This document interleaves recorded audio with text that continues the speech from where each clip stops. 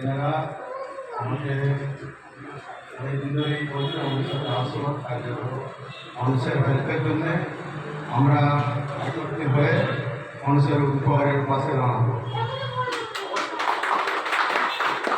যাতে আমাদের চেষ্টা থাকবে আগেটা আল্লাহ তালা সেবা দিয়েছে যেটা থাকে তাতে আমাদের 2 টাকা দিয়েছেও কাজ করবে। আরেকটা কথা বলা হচ্ছে মানুষের কাছে আগে আমাদের বিশ্বাসটাকে তুলে ধরতে হবে। আমরা যেটা ব্যবহার করছি আমাদের যেটা কাজে লাগছে সেটা তাদের কাছে আমাদেরকে তুলে ধরতে হবে।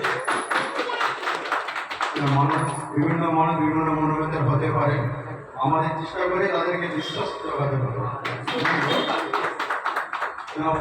অনেক মানুষ অনেক রকমভাবে বলবে, আমাদের সেটা মাইন্ড করলে হবে না। আমাদের মকসদ হচ্ছে যে কামিয়াবি পথটা আমাদের তাদেরকে দেখতে দিতে হবে।